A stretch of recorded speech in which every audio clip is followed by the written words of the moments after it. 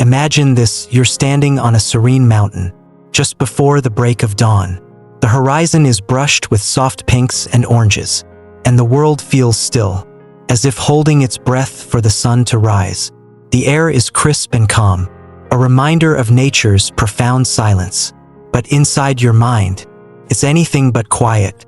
There's a storm brewing, a cacophony of worries, doubts, and endless what-ifs. Sound familiar?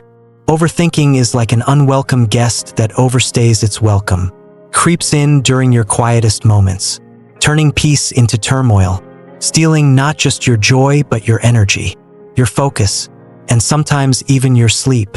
1 minute you're enjoying a beautiful moment, and the next, your mind is spiraling into scenarios that may never even happen. Overthinking isn't just a habit, it's a thief. But here's the good news: you can take back control. Let me tell you about a moment in my own life. A few years ago, I was standing in my kitchen, staring blankly out the window at the rain. My thoughts raced as I replayed an awkward conversation I had earlier that day. Did I say the wrong thing? Did they think I was rude? Should I send a follow-up message to explain myself? The storm inside me grew louder, but outside, the rain fell with calm indifference. In that moment, I realized the storm was of my own making. It was then that I stumbled upon a practice that changed everything. Through Buddhist teachings, I discovered not just how to quiet the storm, but how to appreciate the rain. Life isn't about silencing every worry. It's about learning to sit with discomfort, to understand it, and ultimately, to let it pass. And that's why we're here today. In the next few minutes, we're going to explore 5 transformative steps inspired by Buddhist wisdom. These aren't just theories. They're practical tools you can use to reclaim your peace, no matter how chaotic your thoughts may feel right now. Whether you're someone who constantly replays the past or worries about the future, this journey is for you. But before we dive into the steps, let's reflect on why overthinking happens. Have you ever noticed that your mind tends to fixate on the things you care about the most? Maybe it's your career, your relationships, or your health. Overthinking often masquerades as a problem solver. Your brain convinces you that if you just think harder, longer, or deeper, you'll find the perfect solution. But here's the catch: overthinking doesn't solve problems, it amplifies them. Buddhist philosophy teaches us that our thoughts are like clouds, constantly shifting, never permanent. They may block the sun for a while, but they will pass. The problem arises when we mistake these clouds for the sky itself. We latch onto them, giving them power they don't deserve. So, how do we break free? The journey begins with awareness. Imagine being able to catch yourself in the act of overthinking, like spotting a storm on the horizon and knowing how to prepare for it. What if you could identify the triggers that send your mind into overdrive? And what if, instead of being swept away by the storm, you could anchor yourself in the calm beneath it? This isn't about perfection. It's about progress. It's about taking small, deliberate steps toward a life where your thoughts serve you, not the other way around. And I promise you, it's possible. As we go through these steps, I'll share stories of others who faced the same struggles. You'll meet a young professional who overcame her fear of public speaking, a single father who found peace amidst financial stress, and even moments from my own life where these practices have made all the difference. By the end of this video, you'll have not just the tools but the confidence to start your own journey toward tranquility. And let me tell you, the view from the other side of overthinking is breathtaking. So, let's take that first step together. Imagine once more standing on that serene mountain. The sun has risen, and its warmth touches your face. The storm within you has quieted. For the first time in what feels like forever, you're fully present, fully at peace. That's the life waiting for you. Let's begin. Overthinking is a universal experience, but let's take a moment to imagine it visually. Picture yourself standing in the middle of a dense fog. You can't see clearly, and every step forward feels uncertain. That's what overthinking does to the mind. It clouds your ability to see the path ahead, trapping you in a maze of your own thoughts. In Buddhist philosophy, This phenomenon is often likened to clinging, a mental habit of holding on to worries, regrets, and fears as if they were the essence of reality. But here's the truth. These thoughts are like clouds. They come and go. The sky, your true, peaceful self, remains untouched. Why do we overthink? At its core, overthinking stems from a desire to control the uncontrollable. Life is full of uncertainties, and our minds naturally try to make sense of them. We replay conversations, anticipate future scenarios, and second-guess decisions, all in the name of preparation. But instead of providing clarity, overthinking creates a spiral of doubt. I once read a powerful analogy in a Buddhist text. Imagine holding a glass of water.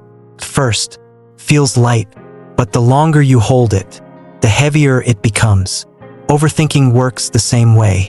A single thought might seem harmless, but dwelling on it for hours or days turns it into a burden that weighs you down. Let me share a story. A few years ago, I had a disagreement with a close friend. It wasn't a major argument, but it left me feeling uneasy. The next morning, during my usual meditation session, I found my mind stuck on the interaction. I replayed every word, analyzing the tone, the phrasing, the pauses. I started imagining how my friend might have felt, what they might be thinking, and even how they might bring it up in the future. Before I knew it, my peaceful morning had turned into a battlefield of imagined scenarios. But then, something shifted. Trying to focus on my breath. A simple realization hit me. These thoughts are not reality. They're just thoughts, fleeting, intangible, and, most importantly, within my control. This moment of awareness didn't make the worries disappear instantly, but it gave me something even more valuable: perspective. I saw my thoughts for what they were, temporary and powerless unless I gave them energy. Buddhism teaches us about anicca, or impermanence. Nothing in life, be it joy, sorrow, or even overthinking, is permanent. This understanding can be incredibly liberating. Think of a storm. No matter how fierce it is, it will eventually pass. The same applies to your thoughts. However, the problem arises when we attach ourselves to these thoughts. Instead of letting them pass like clouds in the sky, we grab onto them, analyze them, and give them power over our emotions. This attachment creates suffering, a concept Buddhism refers to as dukkha. But how do we break free? The answer lies in mindfulness. Mindfulness isn't about silencing your thoughts. It's about observing them without judgment. When you notice yourself overthinking, try this. Pause. Take a deep breath and acknowledge what's happening. Name the thought. Say to yourself, "I'm worrying about the past," or "I'm creating a scenario about the future." This simple act creates distance between you and your thoughts.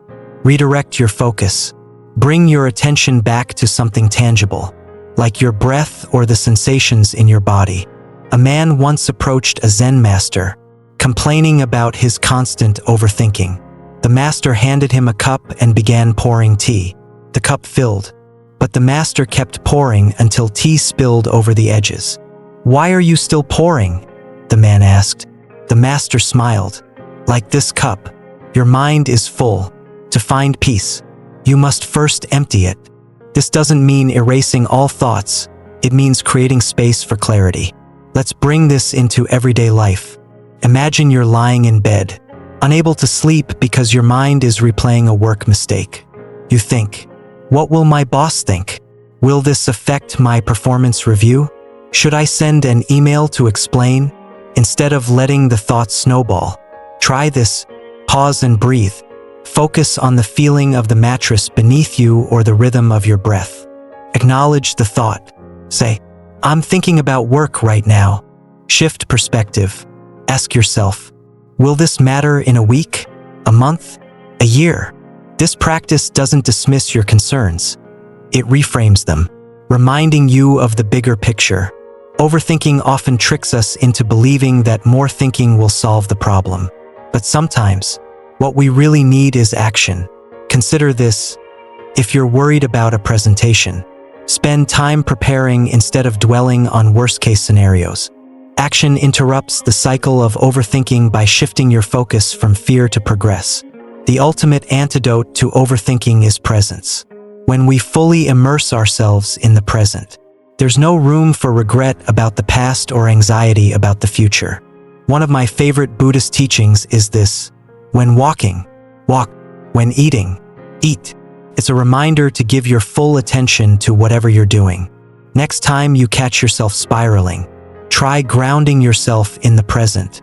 Feel the texture of the coffee cup in your hands. Notice the sound of the wind outside your window. Focus on the taste of your food. These small acts of mindfulness anchor you in the here and now, where overthinking has no power. Overthinking is a habit, and like any habit, can be changed with practice. By understanding its nature and applying the tools of mindfulness, we can begin to break free from its grip. Remember, the goal isn't to eliminate all thoughts. That's impossible. The goal is to create a healthier relationship with your thoughts, one where you hold the power, not the other way around. So, the next time your mind feels like a dense fog, remember this: the sky is always there, clear and unchanging. Even when you can't see it, the storm will pass, the clouds will part, and you'll find yourself standing in the light once again. Let's take this journey together. Breaking free from overthinking starts with recognizing what sets it into motion. Think of your mind as a delicate ecosystem. A trigger is like a stone thrown into a still pond, creating ripples that disturb its calm surface. By identifying the stone, your trigger, you can begin to restore the stillness. Overthinking often feels random, like an uninvited guest barging into your mind. But it's rarely random. Triggers are the starting point. They could be as subtle as a comment from a coworker or as significant as a long-held fear. Recognizing these triggers is like turning on a light in a dark room. You can't address what you can't see. Imagine trying to extinguish a fire without knowing its source.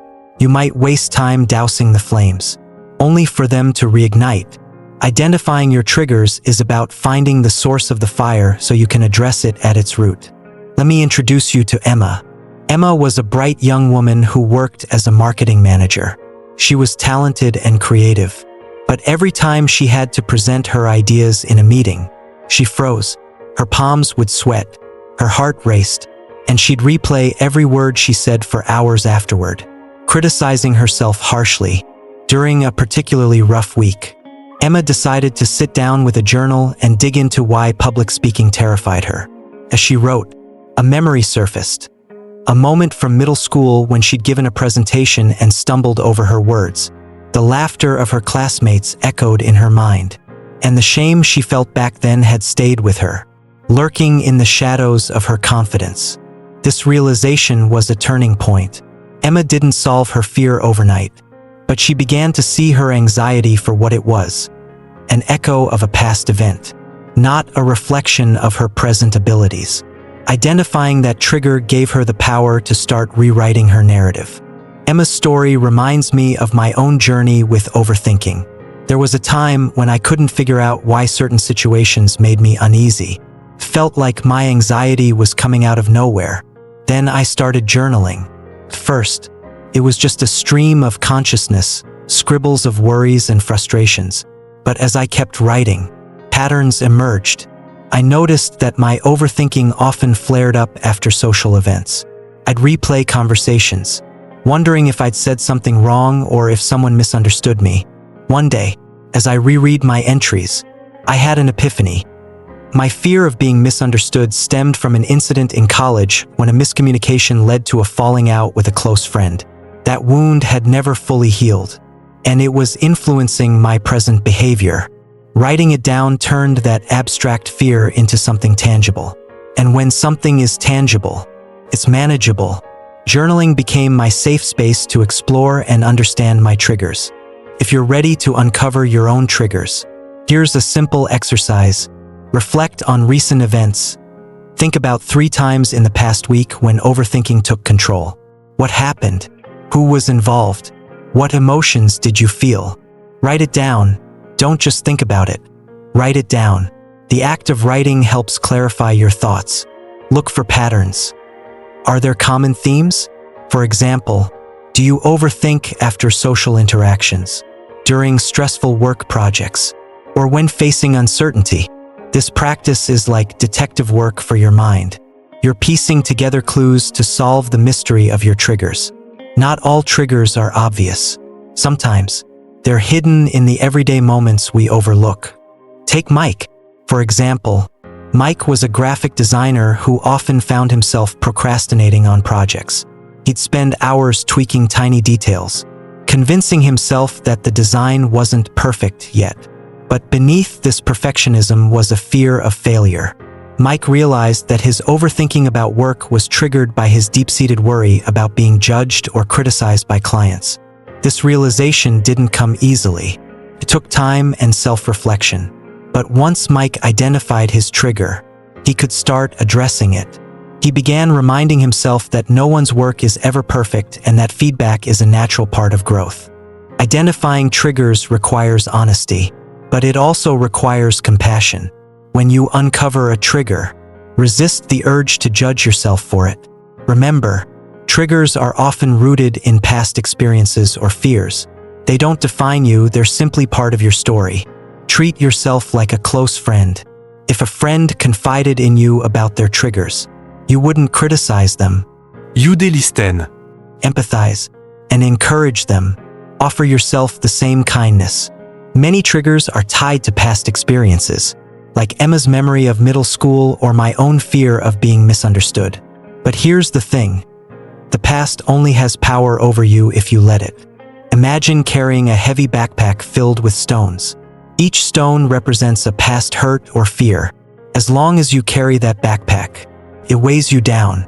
But the moment you start unpacking it, examining each stone and setting it down, you begin to feel lighter. Identifying your triggers is the first step to unpacking your backpack. It's not about erasing the past, but about freeing yourself from its grip. When you identify a trigger, give it a name. Naming something gives you power over it. For example, this is my fear of rejection. This is my worry about not being good enough. This is my anxiety about losing control.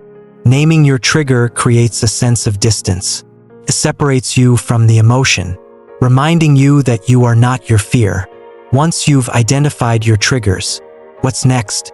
Awareness is the foundation, but the real transformation comes from what you do with that awareness. Consider this analogy. If you're driving and see a pothole ahead, knowing it's there allows you to steer around it. The same principle applies to triggers. By recognizing them, you can choose how to respond instead of reacting automatically. Recognizing your triggers doesn't mean you'll never overthink again, but it gives you a choice. You can choose to pause, breathe, and approach the situation with clarity. Think of it this way: triggers are like alarms. When an alarm goes off, you don't have to panic. You can acknowledge it, figure out why it's ringing, and take appropriate action. Identifying triggers is a journey, not a destination. It requires patience, introspection, and a willingness to face uncomfortable truths. But the rewards are worth it. Each trigger you identify is a step toward greater self-awareness and inner peace. Remember, you're not alone on this journey. We all have our triggers, but we also have the power to rise above them. Let this be your invitation to look within, uncover your triggers, and take the first step toward freedom from overthinking. Mindfulness is a transformative practice. It's not about silencing your thoughts or forcing your mind to stop its chatter. Instead, it's about changing your relationship with those thoughts, inviting them to be guests, not masters. By practicing mindfulness, you learn to observe your thoughts without judgment, allowing them to come and go like waves on the ocean. There's a timeless story about a young monk who was consumed by worry. He approached his teacher, desperate for advice. "Master," he said, "my thoughts are relentless. They drag me into a storm of worry and fear. How can I quiet my mind?" The master smiled and led him to a nearby river. "Sit here," he instructed, "and watch the water." At first, the disciple was confused, but as he sat there, he began to notice the way leaves floated on the surface of the river. Some leaves drifted quickly, carried by the current, while others swirled slowly before disappearing downstream. "This is your mind," the master explained.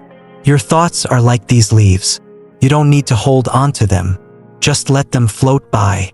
That simple visualization changed everything for the young monk. Instead of clinging to his thoughts, he learned to observe them, allowing peace to take root. That story reminds me of my own introduction to mindfulness.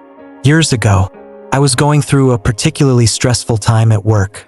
My mind was like a whirlwind, replaying conversations, imagining worst-case scenarios, and criticizing every decision I made. Felt like I was drowning in my own thoughts.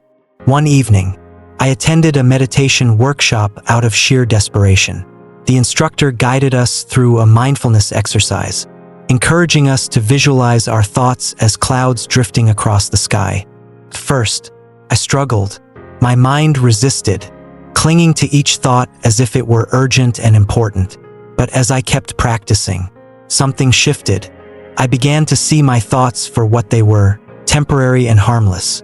Like clouds, they had no real substance.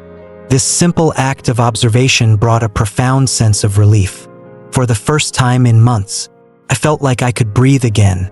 Mindfulness isn't just about meditation. It's a way of life. It's about being fully present in the moment. Whether you're washing dishes, walking in nature, or having a conversation, when you're mindful, you're no longer a prisoner of your thoughts. You become an observer, watching them without getting swept away. Let's explore how mindfulness can help in everyday situations.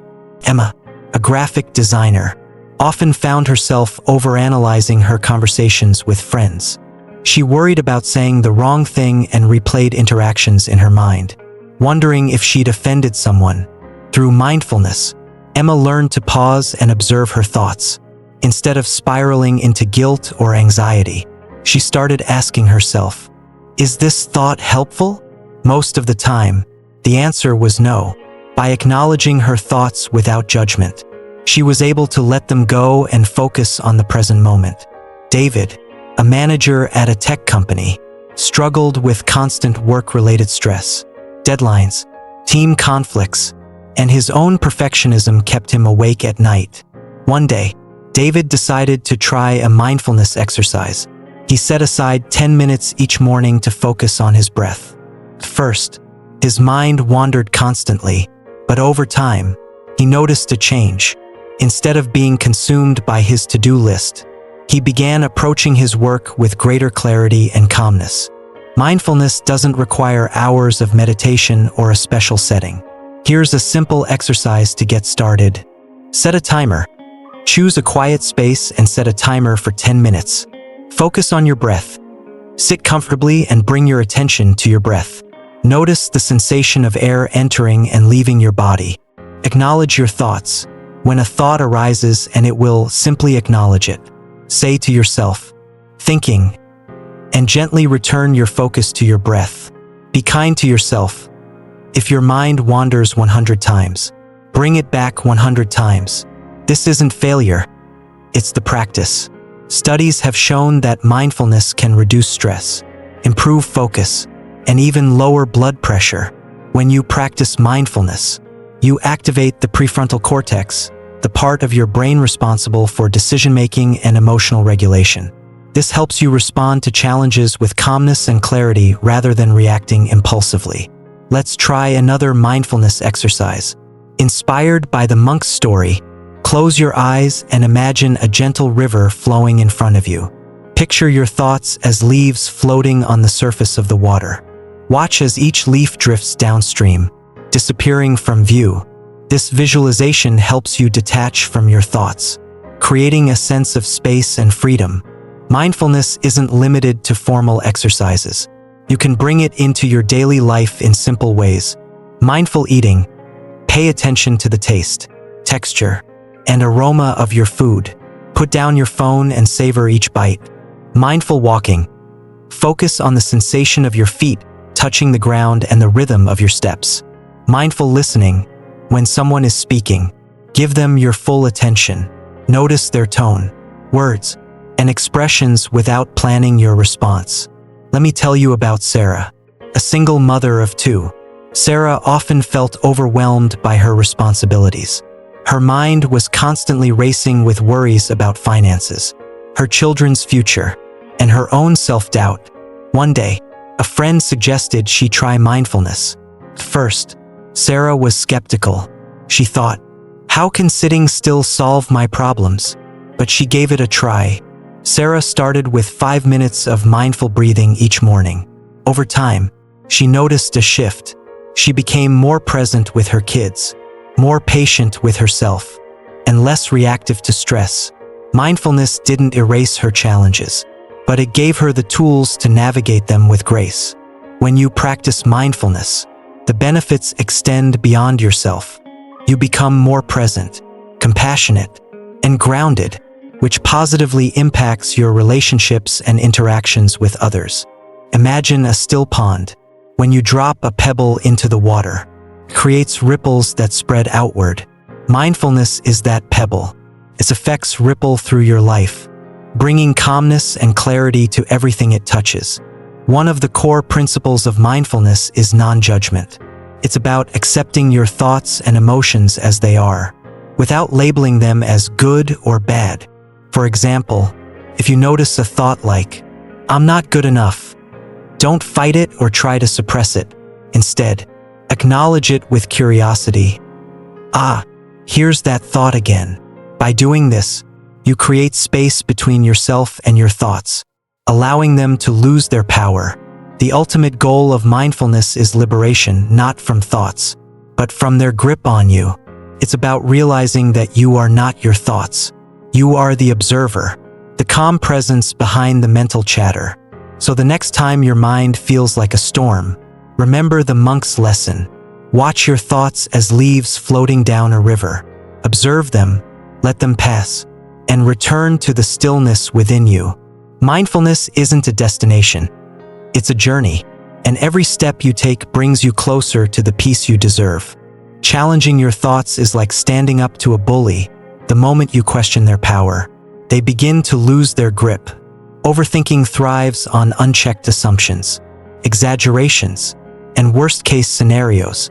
By questioning the reality of your thoughts, you can break the cycle and reclaim your peace of mind. Let's start with a question.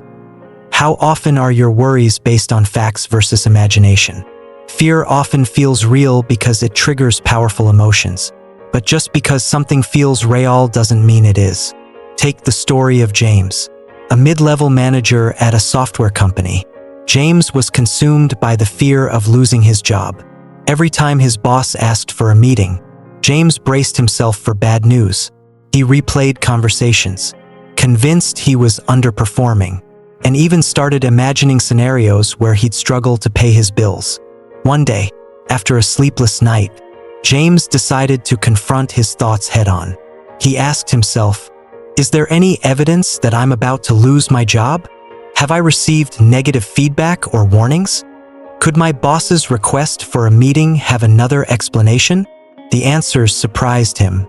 There was no evidence to support his fears. In fact, James realized his boss had recently praised his work. The meeting wasn't about termination, it was about a promotion.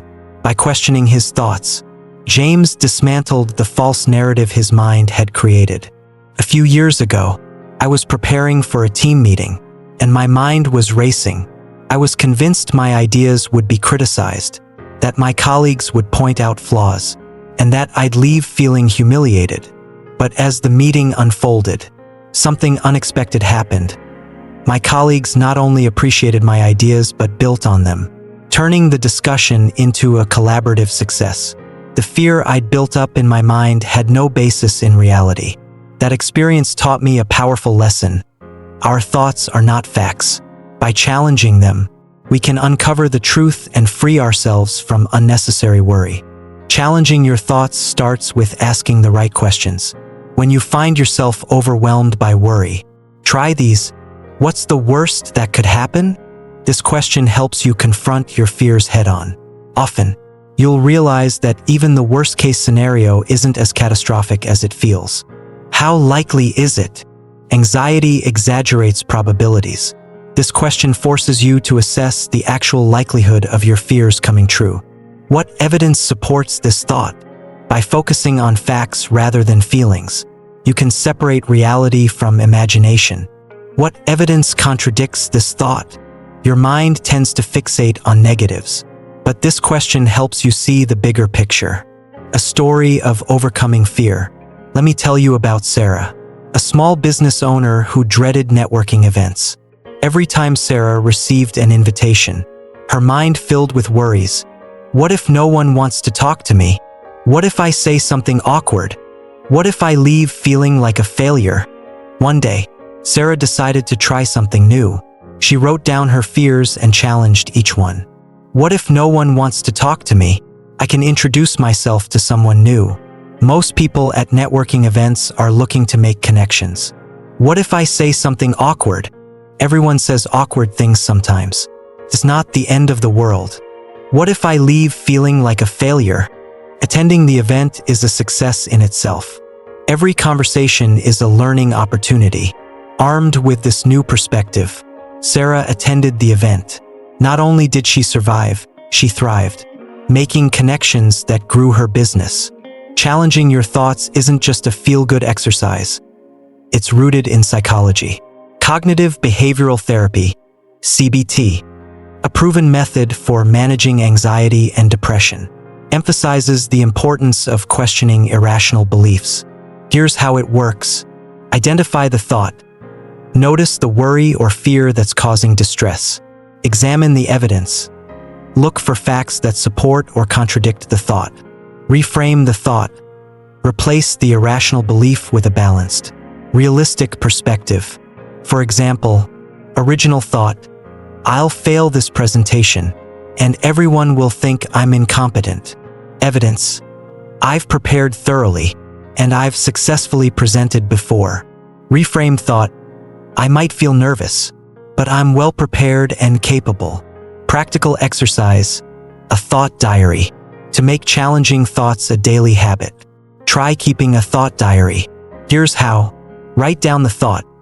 Whenever you feel anxious or overwhelmed, jot down the specific worry. Analyze it. Use the questions above to examine the thought's validity. Reframe it. Write a new, balanced thought based on evidence. Over time, this practice trains your mind to approach worries with curiosity instead of fear. Public speaking is a common fear, and it's a perfect example of how challenging thoughts can transform anxiety into confidence. Let's consider Mark, a teacher who dreaded giving a presentation at a conference. His thoughts spiraled into, I'll forget what to say. The audience will judge me. I'll embarrass myself. Mark decided to challenge these fears. I'll forget what to say. I can bring notes as a backup. The audience will judge me.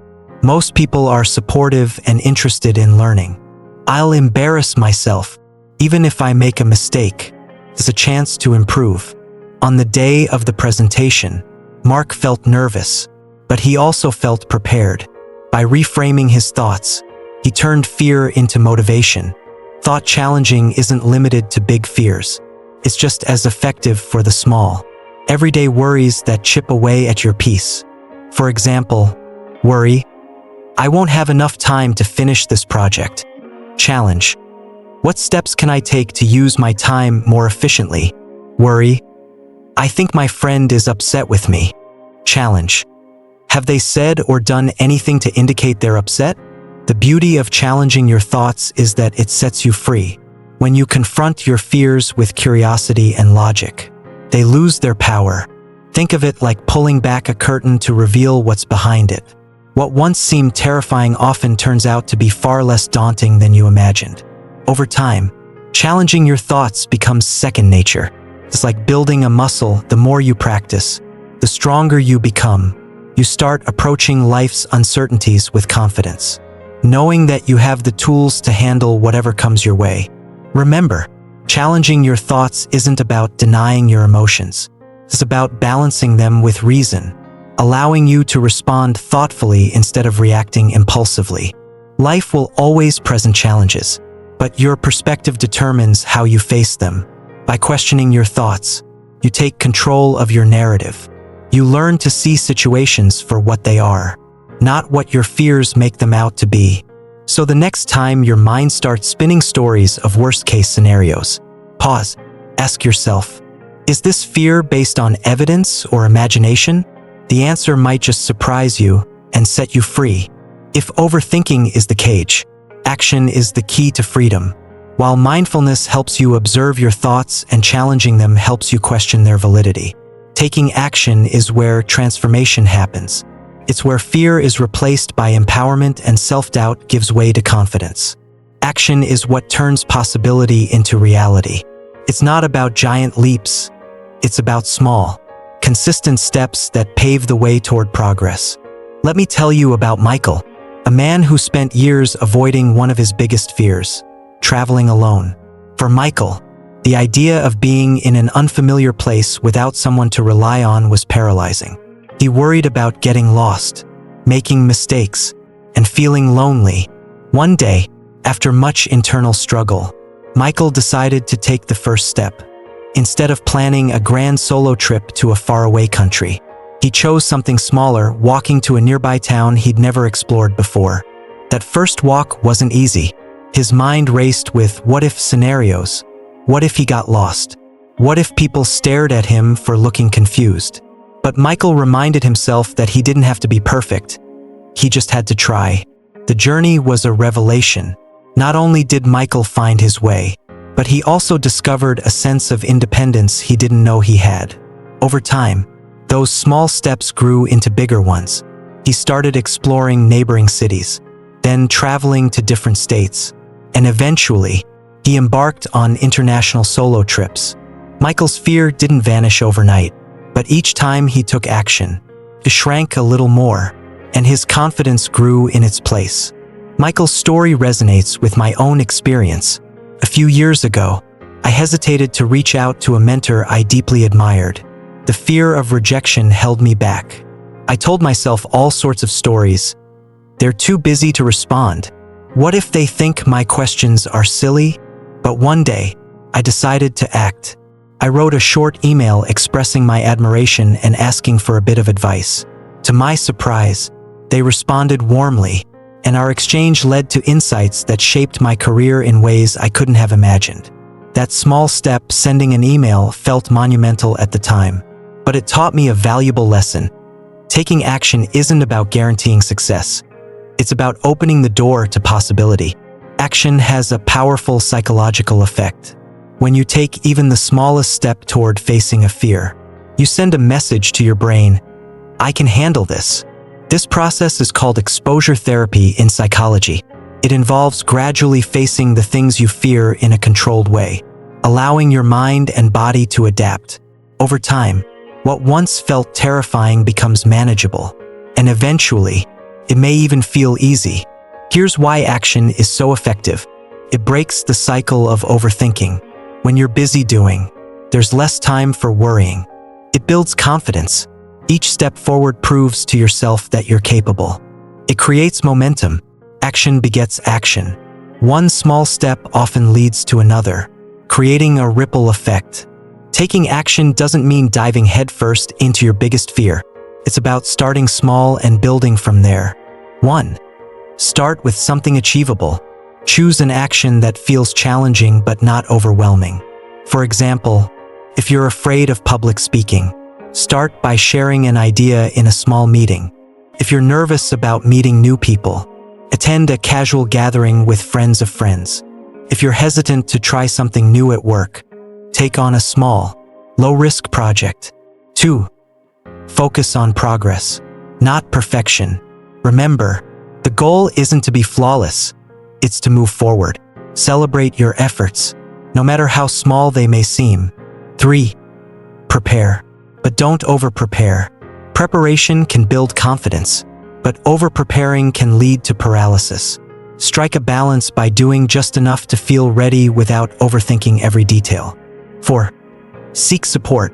Sometimes, taking action is easier with a support system. Share your goal with a trusted friend or mentor who can encourage you and hold you accountable. 5. Reflect on your successes.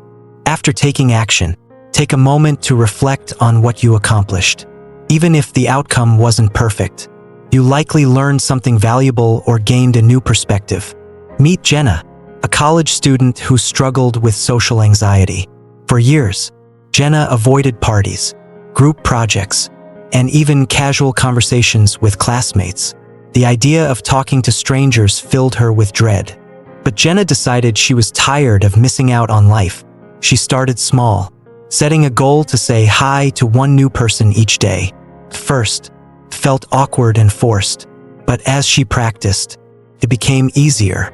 The turning point came when Jenna attended a campus club meeting. Instead of sitting in the back and staying silent, she introduced herself to a few people. To her surprise, they were friendly and welcoming. That one positive experience gave her the courage to attend more events. And over time, Jenna built a network of friends who enriched her college experience. It's natural to feel resistance when facing fears. Here are some common obstacles and strategies to overcome them. Mindset shift. Failure is a stepping stone to growth, not a dead end. Every attempt, successful or not, teaches you something valuable. Action plan. Break your goal into smaller steps so that even if one doesn't go as planned, it's not overwhelming. Mindset shift. Procrastination often stems from fear. Recognize what's holding you back and address it directly. Action plan. Set a timer for just 10 minutes and commit to working on your goal during that time. Mindset shift. Perfect doesn't exist, and waiting for it only delays progress. Action plan. Remind yourself that done is better than perfect. When you take action, it doesn't just affect you, it creates a ripple effect that can inspire and empower others. For example, when Jenna overcame her social anxiety, her newfound confidence encouraged her shy roommate to attend events as well. Similarly, Michael's solo travel adventures inspired his friends to step out of their comfort zones and explore new places. Your courage has the power to ignite change, not just in your own life, but in the lives of those around you. This week, choose one fear or challenge and take a small, actionable step toward facing it. Here's how. Identify the fear. Write down what's holding you back. Break it down. Divide the fear into smaller, manageable actions. Take one step. Commit to completing the first step this week. Reflect. Afterward, write about what you learned or how you felt. Let me share the story of Alex, a young professional who dreamed of starting a business but was paralyzed by fear of failure. For years, Alex convinced himself he wasn't ready, that he needed more experience, more resources, more time. One day, Alex decided to take a small step, creating a simple website to showcase his idea. To his surprise, the response was overwhelmingly positive. Encouraged by this initial success, Alex continued to build his business one step at a time. Today, he runs a thriving company and often reflects on how that first small action changed everything. Taking action is about more than achieving a specific goal. It's about proving to yourself that you're capable. Each step forward strengthens your confidence, making the next step easier. So, what will your first step be? Whether it's sending an email, attending an event, or starting a project, remember, the journey begins with a single action. Take that step today. You might just surprise yourself with what you're capable of. There's a profound truth we often overlook in our moments of struggle. We're not meant to face life's challenges alone.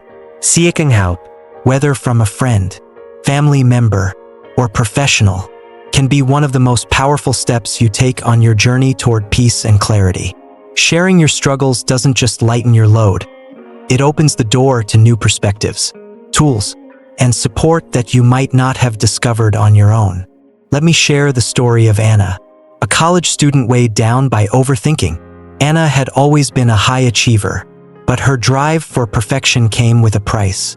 She found herself spiraling into endless thoughts, replaying exams, doubting her abilities, and worrying about her future. The more she tried to handle it alone, the heavier the burden became. One day, after yet another sleepless night, Anna decided to visit her favorite professor. She wasn't sure what to say, but she took a deep breath and admitted, I've been struggling with overthinking, and I don't know how to stop." The professor listened patiently, offering both empathy and practical advice. He suggested simple strategies like journaling her worries, practicing mindfulness, and breaking her overwhelming goals into smaller, manageable tasks.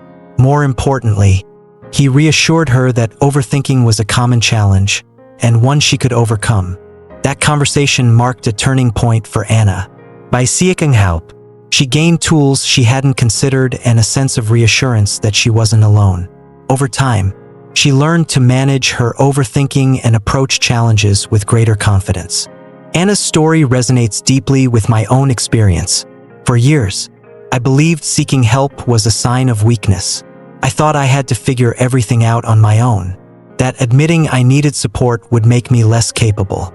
But there came a point when the weight of my overthinking became too much to bear. In a moment of desperation, I opened up to a close friend, sharing the doubts and worries I'd been carrying silently. To my surprise, they didn't judge me or dismiss my feelings. Instead, they listened, offered encouragement, and shared their own experiences with overthinking.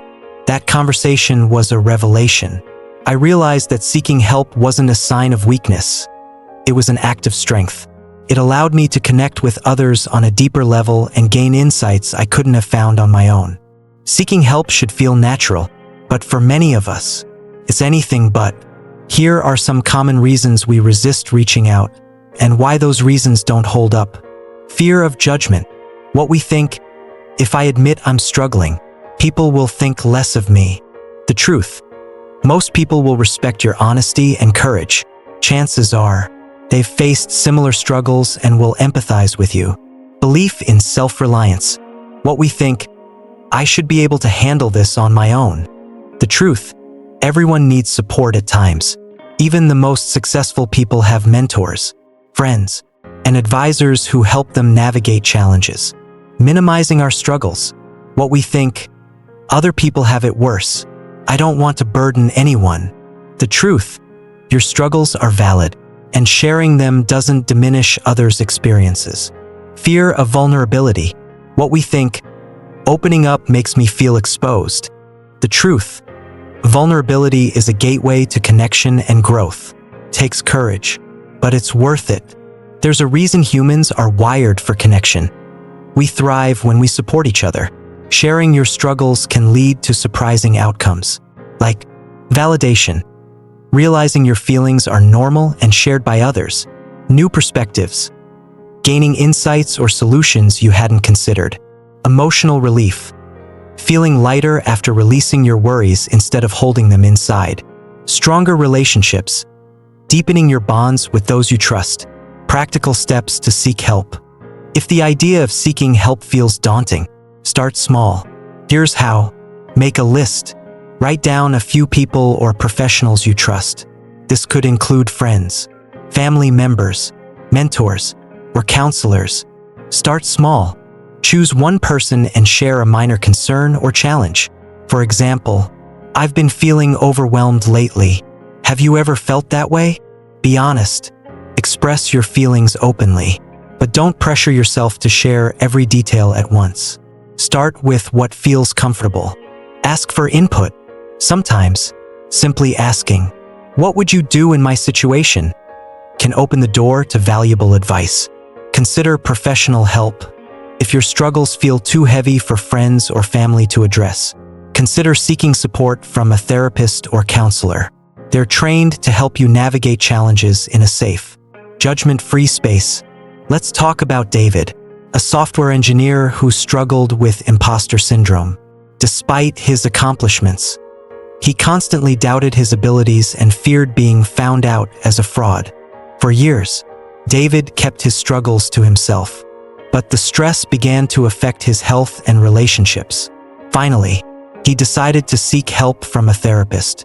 Through therapy, David uncovered the root of his insecurities, past experiences where his achievements were dismissed or minimized.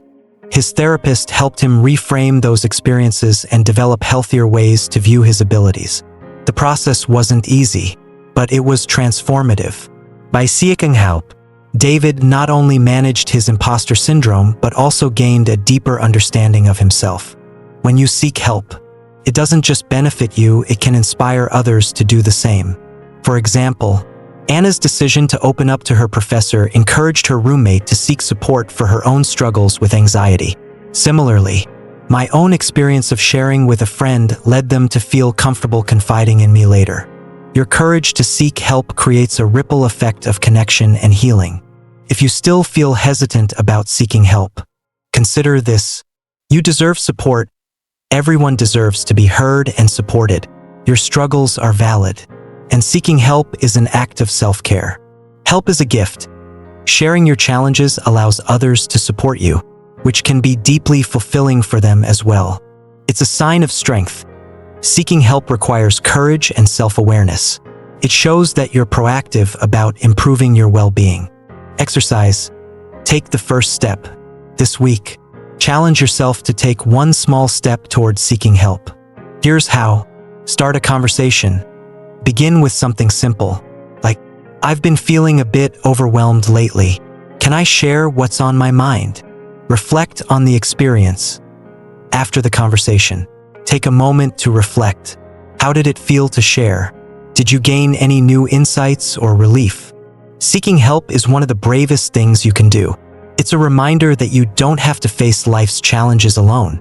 By opening up, you create space for connection, growth, and healing, not just for yourself, but for those around you. So, who will you reach out to this week? Take that first step. You might be surprised by the support and understanding waiting for you. One of the most beautiful aspects of Buddhism is its emphasis on community. Or Sangha. The idea is simple yet profound. We grow stronger together. In moments of struggle, the support of others can be transformative, providing insights, encouragement, and a sense of belonging that's difficult to find when we're navigating challenges alone. Building a community isn't just about being surrounded by people. It's about connecting with those who uplift and inspire you. When you engage with others who share your goals, whether it's mindfulness, self-growth, or simply navigating life's complexities, you tap into a collective strength that fuels your own journey. Meet Claire, a woman who had spent most of her life battling overthinking. She had tried mindfulness on her own, but often felt frustrated when her thoughts wouldn't quiet down. "I must be doing this wrong," she thought, and over time, she began to doubt whether mindfulness was even worth pursuing. Then, Claire joined a local mindfulness group. At first, she was hesitant. She worried about being judged or feeling out of place. But as the group began their collective meditation practice, something shifted. She realized she wasn't alone in her struggles. The others shared stories of their own challenges with overthinking, and their honesty made Claire feel seen and understood. One evening, during a group discussion, Claire confessed her frustrations about feeling like a failure at mindfulness. A group member smiled and said, "There's no such thing as failing at mindfulness. Every time you notice your mind wandering and bring it back, you're succeeding." That simple statement changed everything for Claire. She started approaching mindfulness with more compassion for herself. And over time, her practice deepened. The collective energy of the group gave her the motivation to keep going. Even on difficult days, Buddhism teaches that the Sangha, your spiritual community, is one of the three jewels of the practice. Alongside the Buddha and the Dharma, the teachings. Here's why it's so powerful. Shared experiences. Hearing others' stories reminds you that your struggles aren't unique. This shared understanding can be incredibly comforting. Mutual accountability. Being part of a group encourages consistency. When you know others are counting on you, it's easier to stay committed to your goals. New perspectives. Different people bring different insights. Someone else's approach to mindfulness or self-growth might spark a breakthrough for you. Collective energy. Practicing mindfulness or meditation with a group often feels more powerful than doing it alone. The shared focus creates a sense of unity that can amplify your efforts. Building or joining a community doesn't have to be intimidating. Here are some practical steps to get started. 1. Join a mindfulness group. Many cities have local meditation or mindfulness groups that meet regularly. These groups often welcome beginners. So don't worry if you're new to the practice. If in-person meetings aren't an option, online communities can be just as effective. Platforms like Meetup, Facebook, or even specialized mindfulness apps often have groups where you can connect with like-minded individuals. Due starta small circle. If you can't find a group, consider starting your own. Invite a few friends or colleagues to join you in a weekly meditation or mindfulness practice. You don't need to be an expert. Just the act of coming together can be powerful. 3. Participate in guided sessions. Many organizations and apps offer live or recorded guided meditation sessions. Joining a session led by an experienced teacher can help deepen your practice while connecting you with a larger community of participants. 4. Volunteer or attend workshops. Engaging in activities like volunteering or attending mindfulness workshops can help you build relationships with others who share your interests. Plus, these activities often align with Buddhist principles of compassion and service. When you engage with a community, the benefits don't stop with you. Your growth and positive energy ripple outward, inspiring and uplifting others in return. Take Sarah, a member of Claire's mindfulness group. Sarah initially joined because she struggled with anxiety, but as her practice deepened, she noticed a change in how she interacted with her family. She became more patient with her children, more present in conversations with her spouse, and even inspired her sister to start meditating. By working on herself, Sarah unintentionally became a source of inspiration for those around her. This is the beauty of community. The growth of one member strengthens the whole. Here's an easy exercise you can try. Whether you're part of a group or looking to build one, gather a group, in person or online, and set aside 10 to 15 minutes. Each person takes a turn sharing one thing they're grateful for that week. Could be as simple as enjoying a quiet cup of coffee or as significant as overcoming a challenge. Listen attentively to each person without interrupting or offering advice. This practice fosters connection, positivity, and mutual support. It's a reminder that even in difficult times, there's always something to be grateful for.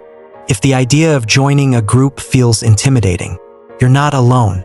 Many people worry about being judged or feeling out of place. Here's how to overcome those fears. Start small. Begin with a small group or even a one-on-one conversation. Be honest. Share your hesitations with the group. Most people will appreciate your vulnerability and support you. Focus on listening. If you're nervous about speaking up, start by simply listening. Over time, you'll feel more comfortable sharing. The role of collective meditation. One of the most impactful practices within a mindfulness community is collective meditation. When a group meditates together, the shared focus creates a powerful sense of unity and calm. Research has shown that group meditation can amplify the benefits of mindfulness, including reduced stress, increased focus, and greater emotional resilience. The experience of sitting in silence with others can be profoundly grounding, reminding you that you're part of something larger than yourself. Let me tell you about Alex, a young professional who had always been self-reliant. When Alex began experiencing burnout, his instinct was to handle it alone. But as his stress grew, he realized he couldn't keep going this way. Reluctantly, Alex joined an online mindfulness group. At first, he felt out of place, but as he listened to others share their struggles, he realized how much he resonated with their stories. Over time, Alex became an active participant, offering support to others while receiving it in return. That sense of connection became a turning point for Alex. It didn't just help him manage his stress. It reminded him that he wasn't alone in his challenges. Whether it's a formal group or a circle of friends, building a community can transform your journey toward mindfulness and self-growth. By sharing your experiences and supporting others, you create a space where everyone can thrive. So, what's your next step? Will you join a group, start one, or simply reach out to someone you trust? Whatever you choose, remember this: you're never alone. Together, we're stronger. Together, we grow. Overthinking, such a small word for such a big impact. It sneaks into your quiet moments, magnifying worries, replaying conversations, and creating endless what-ifs. But as we've explored together, overthinking doesn't have to control your life. Ite sho habit. And like any habit, it can be transformed with the right tools, mindset, and support. Let's take a moment to reflect on the journey we've shared, a journey of awareness, growth, and empowerment. We began by understanding the nature of overthinking. It's not something inherently wrong with you. It's a response to life's uncertainties.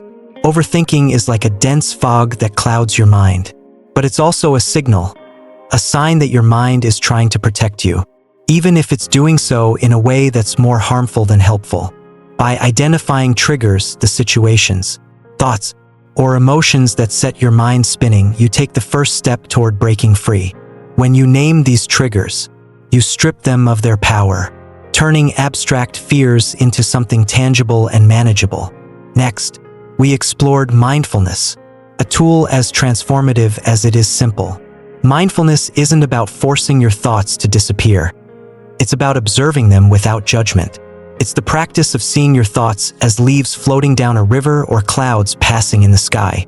This shift from clinging to observing creates space between you and your worries.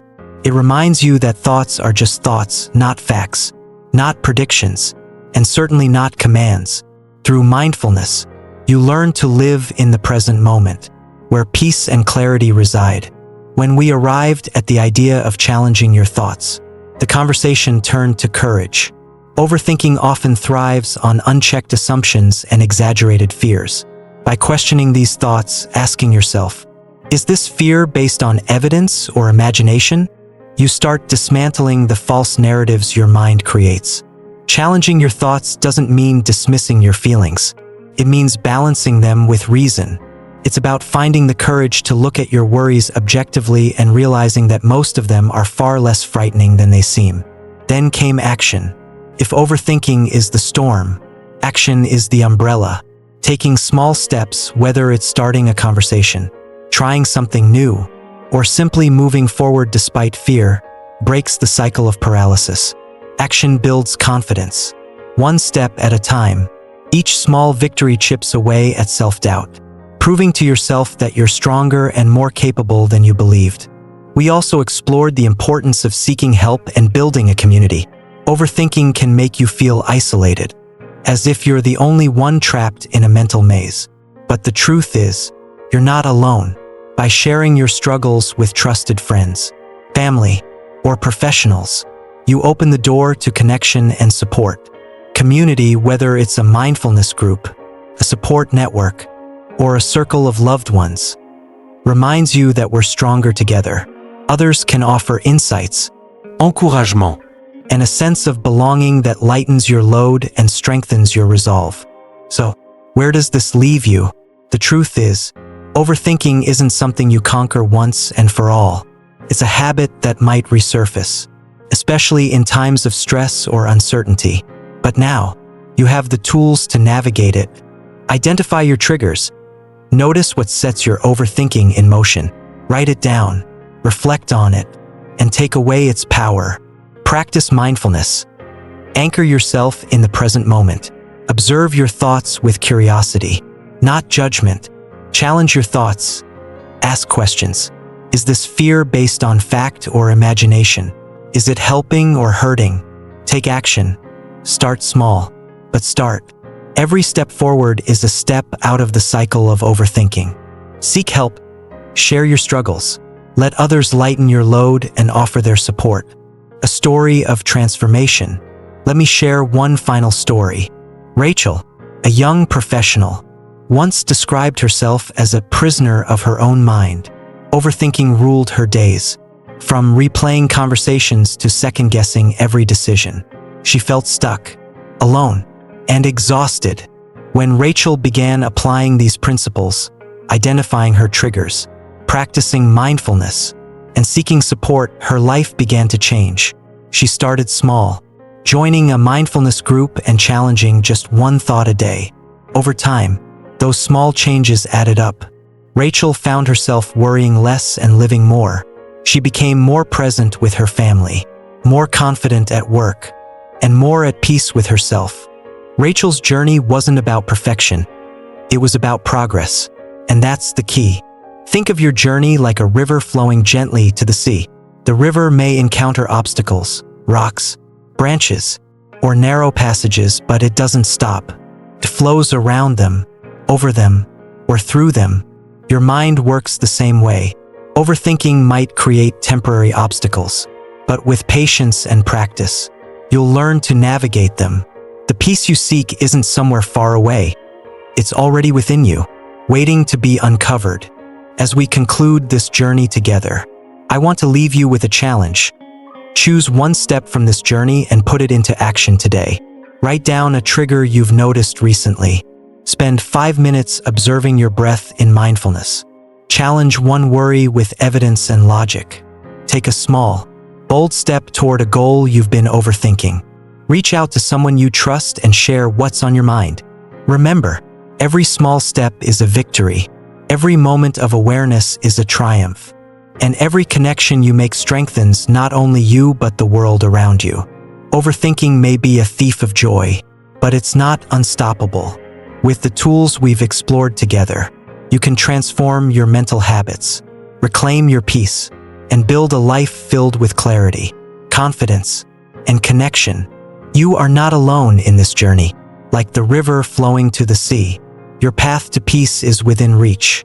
Keep moving forward, one step, one thought, one breath at a time. The world is waiting for the calm, confident, and empowered version of you. Go out there and shine.